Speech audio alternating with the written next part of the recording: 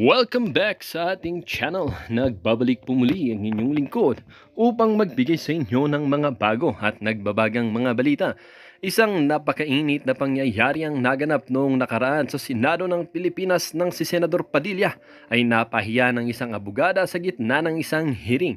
Ang insidenteng ito ay naging usap-usapan just after magpahayag ang abogada ng kaniyang mga argumento na tila nagpakita ng kakulangan ng kaalaman ng senador sa mga teknilidad ng batas. Sa nasabing pagdinig, pinag-usapan ng isang mahalagang usapin na may kinalaman sa mga legal na aspeto na isang panukulang batas. Sa kalagitnaan ng diskusyon, napansin ng abogada ang ilang mga punto na hindi ito alam ng senador na siyang nagpasimula ng pagdududa sa kanyang kakayahan at kaalaman sa batas. Hindi po ito simpleng usapin lamang. Dapat po nating alamin ang mga detalye ng batas bago tayo magbigay ng opinyon. Pahayag ng abogada na nagdulot ng katahimikan sa silid ng Senado. Ang mga kapwa mambabatas ay halatang nagulat sa kaganapan at ang ilan ay nagkomento na dapat maging mas maingat si Senador Padilla sa kanyang mga sinasabi, lalo na sa mga usaping teknikal na may kinalaman sa batas. Isang malaking responsibilidad ng pagiging senador at kasama dito ang pag-unawa sa mga batas ng ating talakayin. Sabi ng isa sa mga senador na hindi na pinangalanan. Hindi na nagbigay ng pahayag si Senador Padilla matapos ang insidente. Subalit marami sa mga netizen ang mabilis na nagkomento sa social media. Ang ilan ay nagpahayag ng pagkadismaya habang ang iba naman ay nakiusap ng mas malalim na pag-unawa sa kanyang sitwasyon bilang baguhan na larangan ng politika. Sa kabila na nangyari, patuloy na binibigyang diin ng ilang mga taga-suporta ng senador ang kanyang layunin na magsilbi sa bayan. Habang umaasa na ang ganitong mga insidente ay magsisilbing aral upang mas mapalalim pa niya ang kanyang kaalaman at kasanayan bilang isang mambabatas. Well, para nga sa buong impormasyon ay panoorin na lamang ang buong video. At kung bago ka pa lamang sa ating channel ay huwag kakalimutang mag-subscribe, pindutin ang notification bell at pindutin ang all upang laging maging updated sa mga bago at nagbabagang mga balita. At sa mga solid viewers naman natin dyan ay maraming salamat naman po sa patuloy na pagtangkilik sa ating channel. Tuloy-tuloy lang po ang laban para sa katotohanan at para na rin sa kinabukasan ng ating pinakamamahal na bansang Pilipinas. At syempre, huwag din kakalimutang mag-iwan ng like at i-share ang ating video. Partner. Oo nga, Attorney Claire, kahapon doon sa Senate hearing, nagkaroon lamang ng palitan ng salita si Senator Robin Padilla and si Attorney Kapunan. Ayan, Lorna Kapunan lang sa issue nga nung marital rape na naging usapan nga doon nilang dalawa. May tanong pa po ako. Halimbawa po, attorney, siyempre, hindi mo maaalis sa mag-asawa na ang paniwala, lalo kami, ako, meron kang sexual rights sa asawa mo eh. So halimbawa, hindi mo naman pinipili eh kung kailan ka yung in heat. So, paano yun? Pag ayaw ng asawa mo, so wala pong ibang paraan talaga kung para ano yung lalaki. So, paano yun? Babae ka na lang ba? Di kaso na naman yun. So, anong pwede mo sabihin sa asawa mo na paano ako na wala sa batas? Paano naman ako? Wala ka sa mood. Paano ako nasa mood? Ano pong na pwede niyang gawin na nasa batas na wala naman siyang kaming choice bigla, gano'n na lang. Matulog ka na lang, gano'n. Siguro po ang issue doon hindi na legal, no? Ang issue doon na yan psychosocial. Sa legal po. Alam mo, mapilit yung lalaki. Ano yung sa legal na pwede niyang gawin? Pwede bang, will you help me na lang? Gano'n na lang. Tulungan mo na lang. Ang hirap po pag Tagalog kasi hindi mo masabi, baka bastos ang dating. Matulungan mo ba ako o paano po kaya? Diba, una, bakit mga kayubi, bakit? Sayang yung oras. Sayang yung oras, sayang yung pera, sayang yung kuryente. Ang dami pwedeng gawin sana sa araw na yan.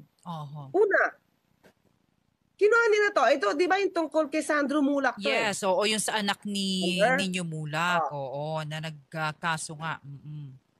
Pumunta si Nino Mulak dito kay Senator Bong. Bong Alam ko parang umuna siya kay Bong Revilla. Revilla. Oo. Okay, anong purpose? Mhm. Di ba? So nakikisimpatya tayo kung talaga may nangyari sa anak mo. Siyempre. Although nasa legal age na yan, still anak mo pa rin yan, masakit yan. Oo. Di ba? Mhm. Pero anong purpose para pumunta sa Senado? When you can file immediately a case against these people. Oo nga, Attorney Claire. Oo. Anong purpose? Pupunta ka, di ba? Pupunta ka para manghingi ng tulong for what? Malagay sa hearing? Maset for hearing? Mhm. Tapos yung ibang senador, dahil viral, Oo. ipapahiring nang hindi nila alam kung anong batas yung gusto nilang gawin. Oh. Okay. Di ba? Mhm. Dapat yan, alam mo na yung existing na batas at meron ka ng goal sa utak mo kung ano yung pwede mo pang idagdag na batas. Mhm. Tungkol dito. Oo. Yeah. Kung ngayon, ipinapakita mo, Senator Ruby, na wala kang kaalam-alam tungkol sa batas ng rape. Mhm. Anong purpose mo dyan para magpaset ka ng hearing in aid of legislation when in fact may batas na yung pinag-uusapan na yan, may batas ng matagal. Correct. Mhm. Di ba? Correct. At ito ni Kapunan. Para siyang estudyanteng nilecturan. Oo. Kaya nga sabi niya, Attorney Claire, kay Attorney Kapunan, tulungan nga sila na mag-draft ng mga batas. Diba? Bakit siya magpapatulong? Oo, tulungan. Siya yung lawmaker eh.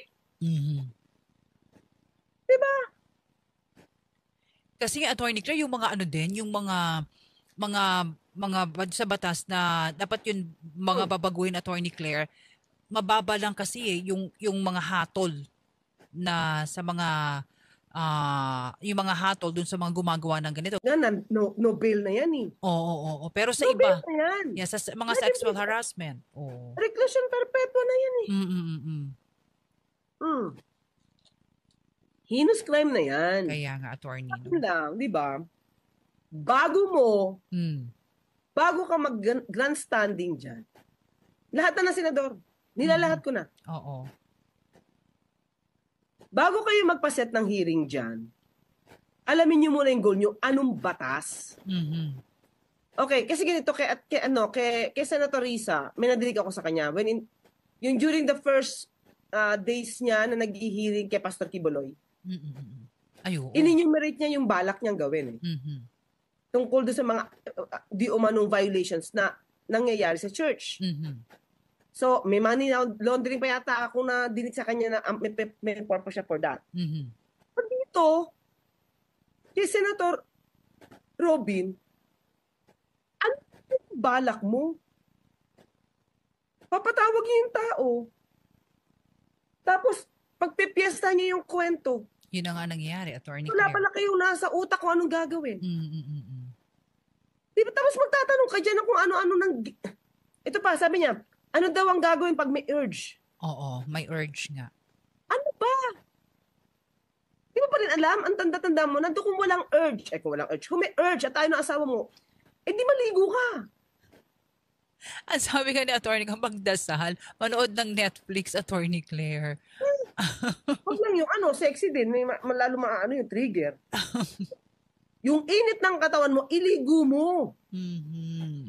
Di ba? Kung may urge, nandun ka mag-isa sa CR. Ay, sa CR, sa bathroom. Doon mo tanggalin ang init ng katawan mo sa loob ng restroom. Sa loob ng bathroom. Ayun. At napipilitin yung asawa mo, common sense lang naman to eh. Ayaw na asawa mo at gusto mo, may urge ka, ano gagawin mo? Tatlo mo ba yan sa lawyer dyan? Hindi pa ba arok ng utak yan ni Senator Robin? Di ba? Sayang talaga yung oras. Alam mo, sa totoo lang may mga hearing na okay. Gaya ng May mga hearing sa Senado na nakakainis. Di ba? May nakakainis nag-overreact, sobrang grandstanding, na para bang dapat ito sundin mo, ito gusto ko, ito gawin mo. Tapos hindi pala pwede sa batas. Yun. Meron ako nadinig eh. Hindi ko na tinitake up eh. Nakaraan lang na, paano to? Di ba dapat yung mga employer, dapat dumaan pa sa parang psychological examination and everything. Tapos, sabi pa niya, habang nakikinig doon sa resource person, okay, blah, blah, blah, blah, blah. Whatever. Ganun ba dapat? So nakikita mo dito, Attorney Claire, yung... You want to be respected when you do not know how to respect others. Okay, oo. Eh di nakita rin natin dito ng mga botante at mga kababayan natin kung sino talaga yung mga senador na Hindi nila napapansin yan. may alam. Hindi nila alam yung iba. Dahil akala nila, yung nagtatanong na senador, kapag pasigaw at nanggagalaite, May alam. alam nila magaling. Oh. Akala nila good performer. In fact, yung tanong ng isang parang ob-ob. Oh. May ganun eh. Siyempre yung iba, hindi nila napapansin yan. May mga nasasabi. diba? Oo. Angas-angas. Yun. Angas. Utos-utos. Pero mali. Oo. Diba? Correct. Tapos, yung resource person mo pa na may alam, sasabihin mong blah, blah, blah. Ano? Senador, blah, blah, blah, blah. Iba, blah, blah, blah, blah. Blah, blah, blah, blah. Yung tao? Ano ba yan? Nakakatawa. Tama yan, Attorney. Kaya dami mga reactions na nating mga kayubi na no? Ayan. At, Oo. Tapos, ito, kaya nga, di ba sabi mo, sabi ni Robin, Senator Robin, tulungan silang gumawa ng... mag-draft. Oo. Teka lang, uy!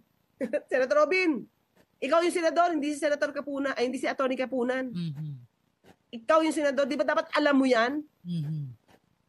Ang problema kasi sa ibang senador dito, utos lang ng utos. Oy, ganito, draft mo nga ako nito. Oy, gawa mo nga ako ng resolution. Tapos babasahin during the plenary session. Tapos meron pang accent. Diba? Siyempre, accent. This was written. Siyempre tayo yung mga mamamayan natin, hanga dun sa gano'n, Attorney Claire, pag nag-deliver. Tapos hindi na napapansin, lumalabas yung totoo kapag nasalita na. Halimbawa, oy Jenny, gawin mo nga to. Oy Jenny, i-draft mo ako nito. Oy Jenny, pipirmahan ko na lang. Oo. O sino mo? Ba't ikaw pa na nakaupo dyan, di ka naman pala marunong. Oo, lumalabas Ngayon, nga. utusan mo si Atty. Kapunan na tulungan kayo mag-draft. Hindi ba may tao ka? May sarili ka abogado. Nandiyan si attorney, anong pangalan nun? Magaling yan yung may bigote. Nakalimutan ko yung pangalan. Attorney... Sino yun, Attorney Claire? Nakalimutan ko yung pangalan niyo. Ay, baka alam niyo dyan, Neil. Attorney Jurado. Philip Jurado. Si Philip Jurado, Attorney. Okay. Bakit siya magtatanong pa kay Attorney Lorna Kapunan? Lagi naman nasa likod niya si Attorney Jurado. Baka naman, alam mo na, Attorney Claire, Mema. Alam mo yung Mema? Ewan ko. Mema Alam mo, sabi. nung unang nanalo to, sabi ko, okay kasi mabait. Pero sabi ko, hindi pala dapat mabait lang. Hindi talaga pwedeng mabait lang. Hindi dapat pwedeng popular lang. Kasi naaaksi ang oras, naaaksi ang pera ng taong bayan. Oo. Ano ko sabihin hindi siya magaling? Hindi ko sinasabing hindi siya matalino. Pero kung nandiyan ka na, ilang taon na? 2022 kayo na halal. 2024 na ngayon eh. 2 years. Ano ka pa rin alam? 2 years. Parang hindi na yan kapatawad-tawad. Diba dapat kung nandiyan ka, hindi mo alam. O bago ka sumalang dyan at gusto mo maging senador, mag-seminar na kayo. Ginagawa nyo training ground. Tapos, ang gumagawa ng batas, mga assistant nyo. Tapos kayo pupurihin ng tao na, ang galing, may nagawa na si Senator Bong Revilla, may nagawa na si ganyan, yun pala, hindi naman kayo gumagawa eh. Oo, may mga personal sila, Attorney Claire. Yung mga assistant nyo. Assistant. Eh pag nag-interpolate, di nyo kayang ipaliwanag. Diba? Puro staff nyo gumagawa, puro lang kayo utos. Di ba kayo nahihiya niyan? Tapos laki-laki na sweldo ninyo. Parang 3 buwan, 500,000 plus. Wow. Bakit nahihiya? Tapos, Attorney. 3 araw lang kayo sa Senado, tapos 2 araw kayo sa ibang lugar. Kung baka Hindi nahihiya yan. Oo, yung mga tanungan ganun, Attorney Claire, it's no nonsense, no? Kung wala kang lumalabas na walang kaalaman. Oo. Diba? Inalam mo na dapat. At dapat, total, yan ang tinutumbok nyo. At inalam nyo na lahat ng batas na existing. At kung meron kang gustong i-repeal at hindi na applicable, i-repeal mo. Oo, tama. At kung meron kang gustong i-upgrade dahil wala, kasi medyo techy na tayo ngayon eh. Oo. Ano yung wala pang batas? Gawin. Pero may say na, nagsamantala, lalaki sa lalaki, babae sa babae. Meron ng batas niyan. Di ba? Oho. Kasi diyan ka pa magtatanong. Nadinig ko yan eh. Sabi ko, pambihira naman to. Ginawang lecturer to si Atty. Kapunan.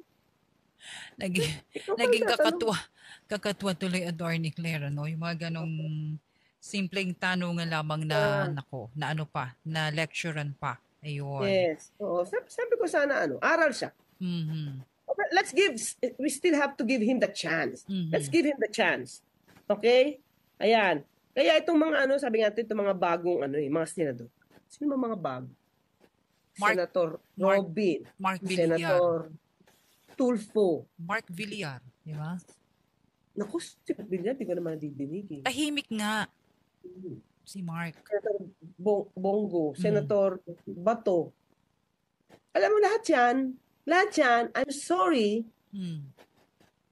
hindi pa nga yata nakatungtong ito sa pagiging barangay captain. Senador agad. Kasi hindi marunong gumawa ng batas. Hindi kayo marunong hindi nyo nga alam siguro yung interpellation. Pero di ba, Atty. Claire? Daig na daig sila, actually partner, daig na daig sila sa house. Oo. Di ba? Pero di ba, Atty. Claire, ano naman sila, binibigyan ng makapag-aral sa mga, short course of public administration, di ba? O, yan, mga ganyang kaalaman. Balak nila, di ba? Kung balak nila, aralin nila bago sila tumakbo. Oo. Bago. Agad-agad. Artista, biglang senador, walang kaalam-alam. Tapos, broadcaster. Takbo agad ng senador. Tapos, nung nag-interpolate, ang simpleng question ni Pia, kamot ulo. Oo, yan ang mahirap kapag walang Atty. Claire, no? Hindi naman kayo mapupuna dyan kung tama naman yung ginagawa nyo bilang senador. So, ang mapapayo mo, attorney, wag agad. Una, wag mo na kayong tumakbo kung wala kayong alam. Yun. Diba? Hindi porket sikat kayo, magaling na kayo. Diba? Mag-start mo na kayo sa baba kung gusto nyo. O kasi pag ganyan may mga hearing, may ganyang hearing, lumalabas, Atty. Claire, sila ang kakatuwa. Nakakatawa eh. Pero hindi nakikita ng ibang tao yung kasi sumisigaw sila. At yung accent, paano yung accent, Atty. Claire? It was written. It was written. Siyempre, pag maganda yung accent, tsaka the way pag may accent kasi binabasa niya na lang. Pero alam ko sa puso ko, di siya gumawa nun. Ay, may mga assistant yan, Atty. Claire. Diba? Kitang-kita naman sinasabi lagi, gawin mo to, gawin mo yan. Kasi atin tayo ng mga netizens, ayan, maging rin tayo, mapanuri at matalino, di ba? This time, Atty. Claire.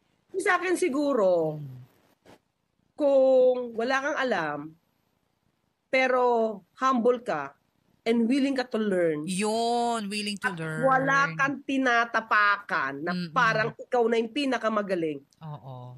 Ano ko pa yan? Matatanggap ko pa yan. Pirma. Atty. Claire, sabi ni Rose Pablo, magkaroon ng batas na dapat dumaan muna sa mababang paglilingkod sa gobyerno bago pumunta sa mataas na posisyon, sa pwesto. Okay sana, pero hindi yan papasa.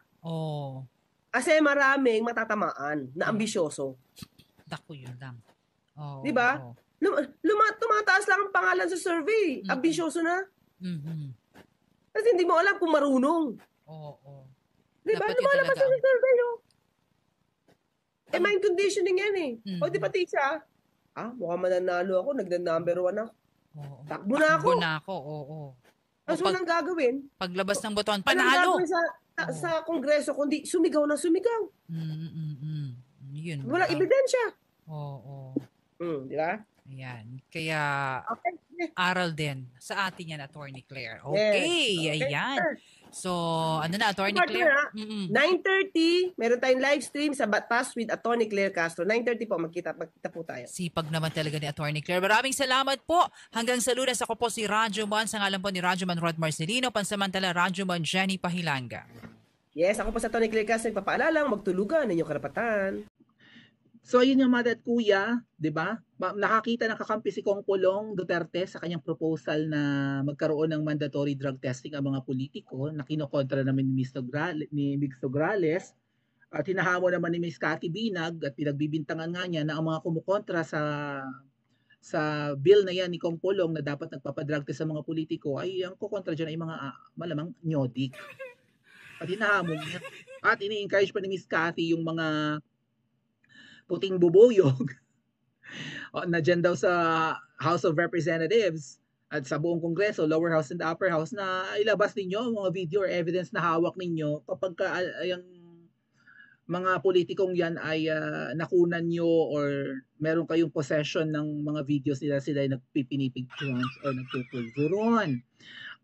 Eto nga po yung post ko kanina sa aking social media, mga tetkuya, ang aking bagong Facebook page, Princess Maui. Kung di pa po kayo nakafollow, pakifollow po yan, Princess Maui.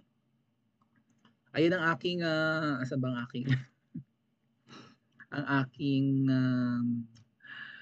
profile and cover photo.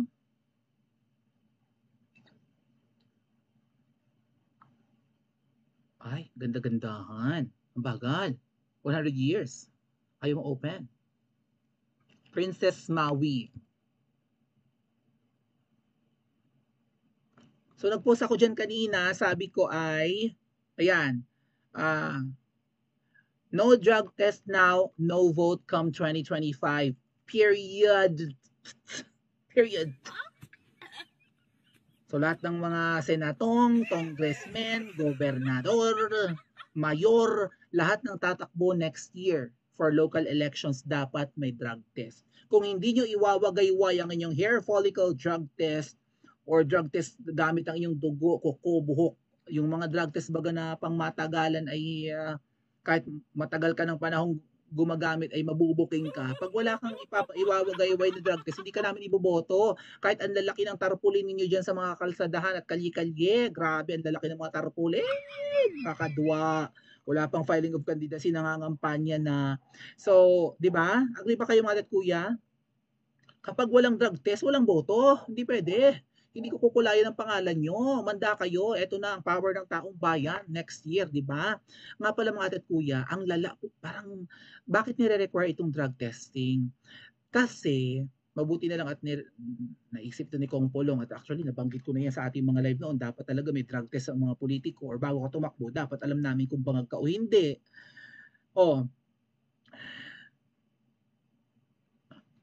Parang ang dai kasing jodik ngayon, ang daing bangag, parang wala sila sa tamang katinuan.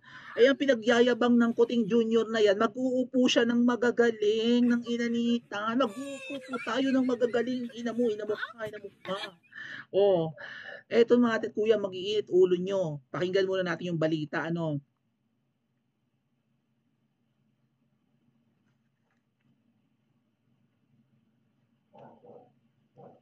Sige.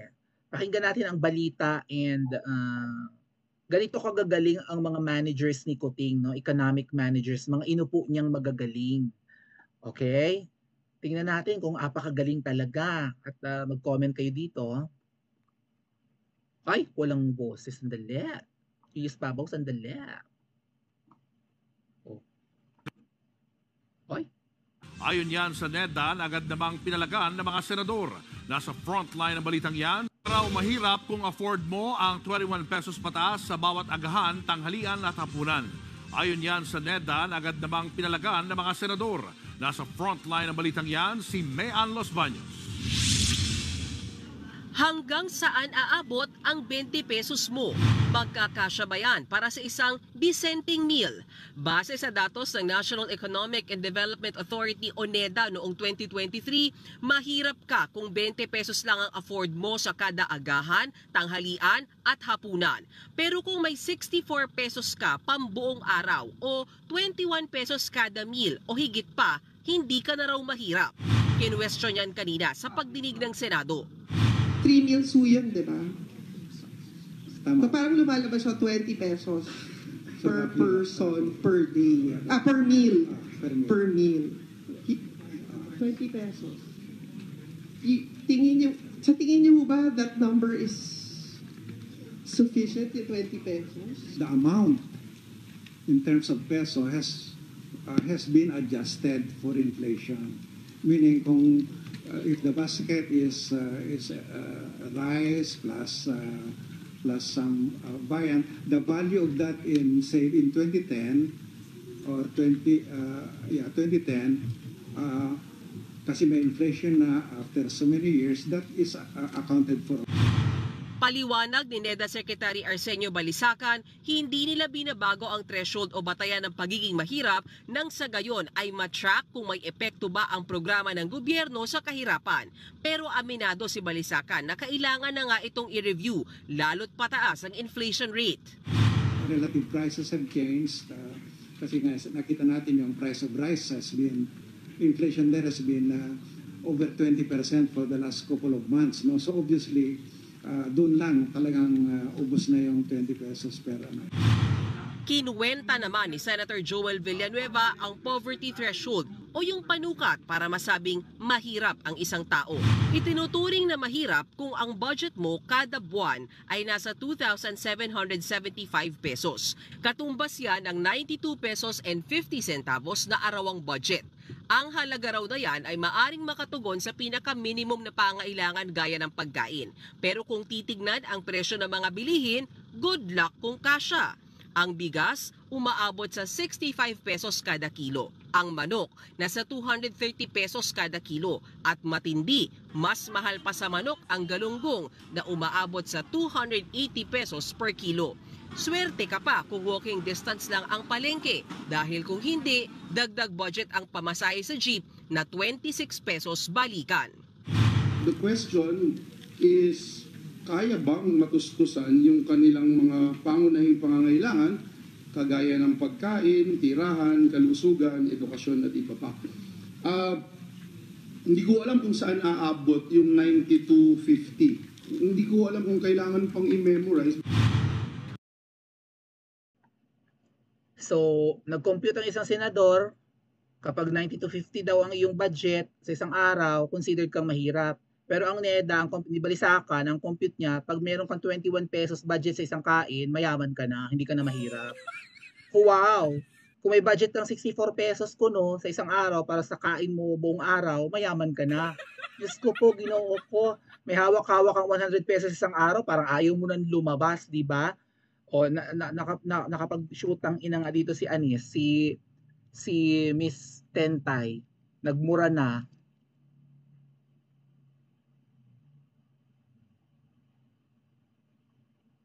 Shoot ng ina. Philippine poverty rate down to 15.5%. Ang kahirapan daw sa Pilipinas ay nabawasan. Ibig sabihin umaasenso ang Pilipinas kasi ang mga mahihirap ay ang percentage ng mahirap sa Pilipinas ay bumaba ng 15.5%. So halimbawa, ang mahihirap sa Pilipinas ay sabihin natin 70%. 70% of the population ay mahihirap. Pwede bang ganun? Ang ganun ba yung tamang comparison nito? Kung 70% ng populasyon ng Pilipinas mahirap, so 70 million halimbawa, at bumaba ng 15.5%, so 5450. Kung dati ang mahihirap ay 70 million ka-Pilipino, ngayon ang mahirap na lang ay 54 million and 500,000. Nabawasan ng 15.5 eh. O, kung 70 milyones ang mahirap, naging 54 milyones at kalahati na lang. Kasi hindi na mahirap ang mga Pilipino ngayon.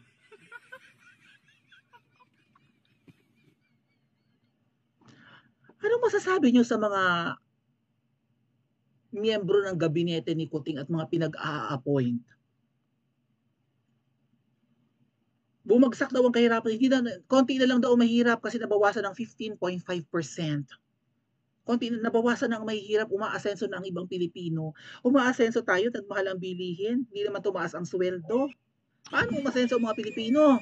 Umaaray tayong lahat sa mahal ng bilihin, tubig, kuryente, iba pang utilities, iba pa masahe. Umaaray tayong lahat. ang daing walang trabaho sa Pilipinas. Paano umasenso ng wala kang trabaho at nagmamahal ang Tapos sasabihin nila, pag meron kang 21 pesos na budget sa isang kain mo, mayaman ka na, hindi ka na considered mahirap. Parang si Gadon lang, no? Di ba si Gadon, ano daw, kathang isip lang daw natin ang kahirapan. So yung mga namamalimos sa mga kakalsadahan, mga badyaw, kung sino-sino pa, yung mga nangihingi dyan sa mga tulay-tulay, sa mga kalye-kalye, ano sila, AI? Ano sila, projector?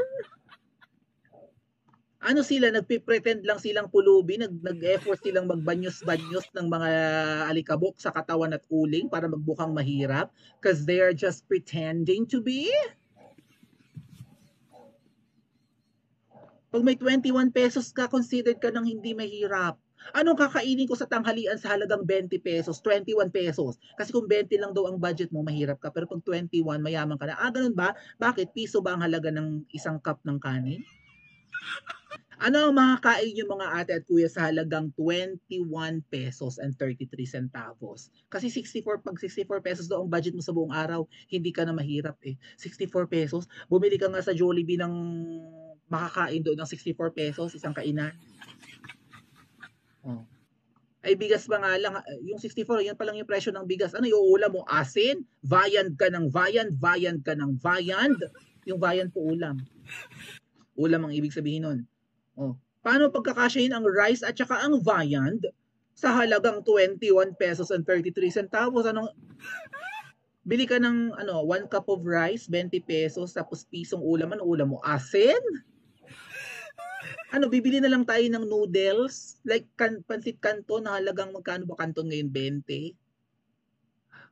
Anong kakainin mo sa halagang 21 pesos, mga ate at kuya? Ano ito mga pinag-a-appoint ni Kuting? Parang may mga anis. Parang niloloko nyo ang taong bayan. Tama ba? Niloloko nyo o mga bangag sila. Niloloko nila tayo o mga